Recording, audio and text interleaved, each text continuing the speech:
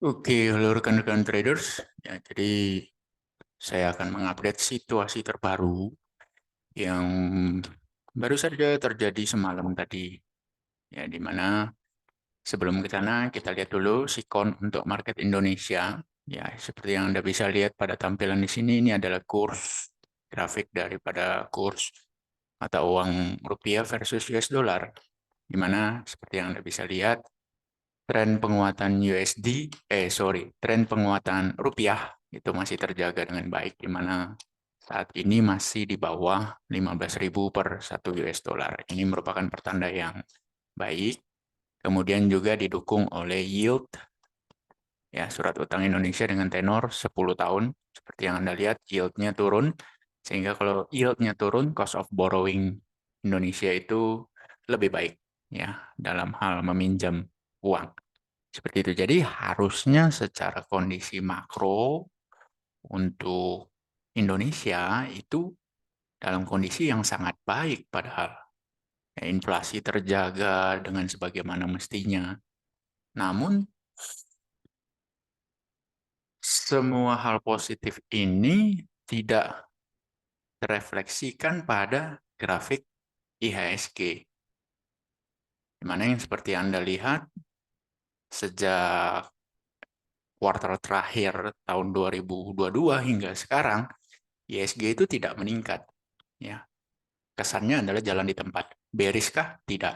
Karena definisi daripada sebuah market bearish itu adalah turun 20% dari puncak. Sedangkan kita terendahnya turun sekitar 10,9. Ya, jadi masih jauh dari kata bearish. Ini hanyalah masa sideways yang sangat menjemukan sekali.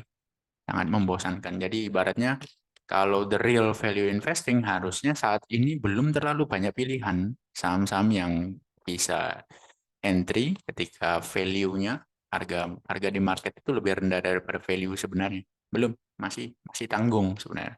Terus untuk buy on breakout juga masih menemui banyak kendala di mana likuiditasnya market berkurang, likuiditas dari emiten-emiten pun berkurang, sehingga buy on breakout itu sudah pasti akan menghasilkan banyak false breakout, ya, false breakout. Nah, tapi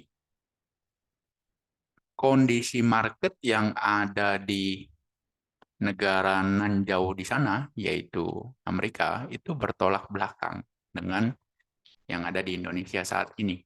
Meskipun Amerika masih dalam kondisi inflasi yang sangat tinggi, tapi berbeda sekali dalam 1-2 bulan terakhir ini, ya, kondisinya. Meskipun inflasinya masih sangat tinggi. Nah, Anda bisa lihat di sini, kita ke chartnya Dow Jones dulu ya. Jadi Dow Jones ini adalah ibaratnya kalau di IHSG itu IDX 30, ya. Karena indeksnya hanya terdiri dari 30 emiten super big cap yang ada di market US. Ya, jadi Apple, Microsoft, ya, dan super big cap lainnya yang ada di dalam sana. Pada awal tahun ini, itu Dow Jones sudah memasuki yang namanya fase bullish. Ya, sorry, bukan awal tahun, malah di akhir tahun 2022 dia memasuki fase bullish. Kenapa bisa dibilang fase bullish? Karena dia naik 20% dari lowest-nya. Dia sudah naik 20%. Tapi banyak pendapat mengatakan bahwa ya itu Dow Jones, di mana suatu market kalau hanya direpresentasikan oleh 30 emiten, sedangkan total emiten yang ada di negara tersebut adalah 10 ribuan, itu belum terlalu objektif, tidak fair. Seperti itu. Nah, per tadi malam, ya, indeks S&P 500 yang lebih mewakili, jadi ibaratnya ini kalau di Indonesia bisa dibilang LQ45, ya. Tapi ini S&P 500 isinya 500 emiten. Big cap, liquid. Seperti itu. The most liquid, the most big cap. 500 emiten. Ya. Buffett dan trader-trader lainnya, investor semua juga tolak ukurnya lebih kepada S&P 500 daripada Dow Jones. Karena 500 emiten itu lebih mewakili dari total 10.000 emiten yang ada di market US. Per tadi malam itu S&P 500 itu sudah yang dihitung adalah close ya. Dari lowest to close. Tadi malam sudah berhasil close dari lowestnya bottom yang dibuat di kuartal terakhir 2022. Tadi malam itu bisa close 20% dari bottom. Jadi S&P 500 pun sudah memasuki fase bullish saat ini. Ini sangat bertolak belakang dengan market yang ada di Indonesia. Anda bisa lihat juga moving average yang hitam ini adalah yang terbesar, moving average yang terbesar. Ya, itu sudah di bawah, posisinya udah paling bawah dari semua moving average yang ada. Berbeda jauh dengan di ISG saat ini. Dimana kalau Anda lihat moving average yang warna hitam itu malah yang paling atas. Ini adalah moving average yang terbesar. Dia posisinya malah paling atas. Menandakan market tidak dalam kondisi yang baik. Ya. Jadi S&P 500 semalam sudah memasuki fase bullish, ya, confirm. Dan apa yang membuat S&P 500 ini masuk di fase bullish? Bukankah Amerika sedang dalam kondisi inflasi yang tinggi, terus suku bunganya juga masih tinggi, ya, almost 5%, yang merupakan ibaratnya rekor kenaikan the Fed rate tercepat, ya. Kok marketnya malah masuk fase bullish? Apa nih tema beritanya yang mendrive S&P 500 atau khususnya market US masuk dalam fase bullish? Nah, yang mendrive-nya itu adalah something new, ya, sesuatu hal yang baru, bahkan ibaratnya penemuan yang luar biasa, di mana hal ini bisa merubah cara berperilaku manusia ke depannya. Jadi something new ini, hal baru ini bisa mengalahkan krisis perbankan yang sedang dialami oleh Amerika. Ya, Anda jangan lupa SVB Bank, ya, barusan saja itu collapse, itu barusan saja loh kejadiannya. Tapi semua itu kalah oleh sesuatu hal yang baru yang dalam 10 tahun ke depan, kayaknya bukan 10 tahun deh, 5 tahun ke depan akan merubah banyak cara bekerja, perilaku manusia ke depannya, yaitu AI. Ya, AI. Yang seperti Anda sudah tahu ada ChatGPT, kemudian dalam beberapa hari terakhir Google, ya, baru saja rilis AI terbaru dia yang ibaratnya menutupi kemaluannya beberapa waktu yang lalu, di mana dia launching AI-nya kalah jauh dengan ChatGPT, sedangkan sekarang itu unggul jauh. Bisa saya bilang itu unggul jauh. The king has risen. Ya, raja telah kembali. Anda bisa lihat Google, kalau kita track dari lowest di tahun kemarin sampai dengan semalam itu sudah naik 47% dari bottom. Ya, itu kenaikan yang luar biasa. Kemudian juga Microsoft, ya, dengan OpenAI-nya.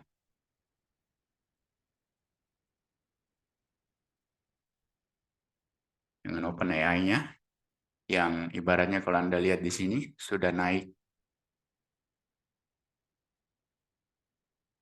49%. Jadi dua pemain AI terbesar saat ini sudah hampir 50% naik dari bottom mereka di tahun kemarin. Inilah yang mendrive market di US sana. Sehingga kalau Anda lihat tadi, Dow Jones, kemudian S&P 500 itu naik, masuk, ibaratnya bisa dibilang masuk ke dalam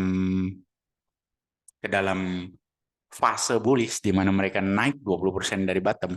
Berbeda lagi dengan Nasdaq, ya, Nasdaq Composite. Nasdaq Composite ini adalah indeks saham-saham teknologi yang ada di Amerika Serikat. Kalau Anda lihat bottomnya, dari bottom sampai dengan semalam, indeksnya sudah naik 25%. Jadi Anda bisa lihat bahwa sebenarnya yang mendrive market di US itu adalah saham-saham teknologi. bukan cuma Microsoft dan Google, tapi juga ada Facebook yang sekarang namanya Meta. Anda bisa lihat Meta di sini, itu bahkan lebih gila lagi. Ya, tahun kemarin dia dihajar habis-habisan, Anda bisa lihat di sini. Tahun kemarin dia dihajar habis-habisan, turun sangat dalam, ya, 76%. Ya, luar biasa ini turunnya. Tadinya 385 US dollar per lembar saham, sekarang terbatamnya sekitar 89 US dollar. Ya, hampir 80% turun. Nah, sejak tahun kemarin hingga sekarang, itu Facebook atau Meta ini sudah naik, Anda bisa lihat, 181%. Ini luar biasa, ya. Jadi semua saham-saham teknologi ini sedang memanfaatkan momen di mana adanya AI. Jadi semua berlomba-lomba akan menggunakan AI. Bahkan Nvidia pun yang ibaratnya bukan software company, tapi lebih ke manufakturnya ya, manufaktur hardware-nya, itu naiknya luar biasa. Ya, 191%, jauh melebihi Microsoft, jauh melebihi Google. Kenapa? Karena dia juga memanfaatkan tema AI ini, di mana dia akan create new product yang bisa membantu company-company ini untuk mengeksploitasi lebih dalam lagi AI ke depannya. Karena kan butuh ibaratnya chip yang lebih kuat. Jadi Nvidia ini provide itu. CEO-nya sudah mengatakan fokus mereka ke depannya akan lebih untuk mendukung produk-produk AI. Anda bisa lihat ini naik luar biasa. Ya. Bahkan Adobe, ya ibaratnya PDF Anda ya, itu juga naik. Ya, dari bottom hingga tadi malam 31%, kalau tertingginya di bulan Februari 46%. Jadi semua saham-saham yang bersinggungan dengan teknologi itu naik. Even Netflix, ya, yang bisa dibilang apa hubungannya dengan AI, itu juga Anda bisa lihat dari bottomnya hingga sekarang 127%. Ini kan sama seperti ketika di Indonesia booming harga komoditas ya dari 2001 sampai 2022. Maka yang naik itu adalah saham-saham yang bersinggungan dengan komoditas. Dalam hal ini kalau di Indonesia adalah saham-saham sektor batubara.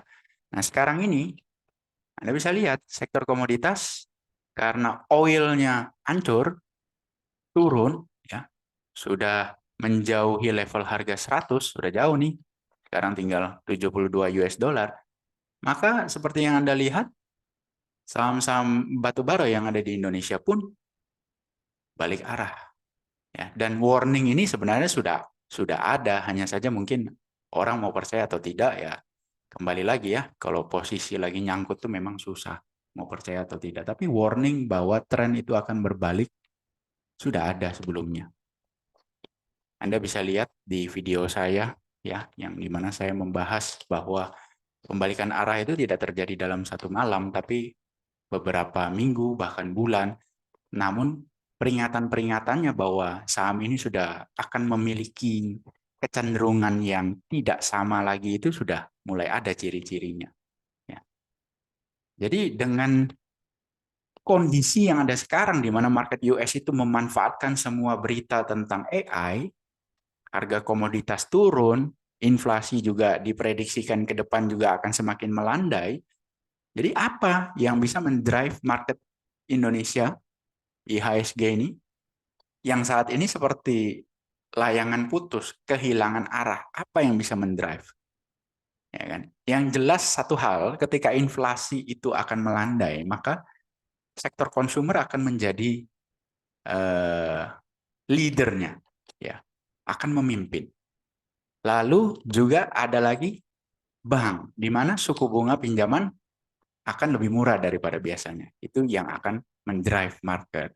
Kalau suku bunga murah, maka apalagi berikutnya? Sektor properti. Jadi, tiga sektor ini yang perlu Anda perhatikan. Oke, demikian update dari saya. Semoga view saya ini bisa membantu Anda untuk 3-4 bulan ke depan. Namun yang jelas, hal yang terpenting adalah tren daripada market ini harus bisa berbalik dulu menjadi tidak seperti sekarang. Ini berat sekali untuk naik, ya.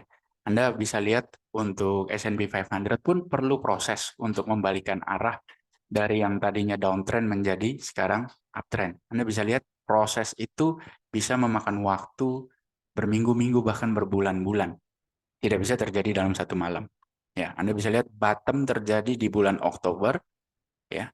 Kemudian dia baru bisa ibaratnya mulai uptrend itu perlu banyak swing low yang terjadi. Jadi mulai dari bottom hingga sekarang itu terjadi satu, ya, di sini terjadi beberapa swing low, satu swing low, ya.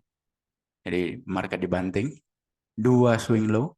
Di sini bahkan orang mengira ini double top nih, ini double top breakdown, wah ini bakal nggak jadi uptrend nih, ya.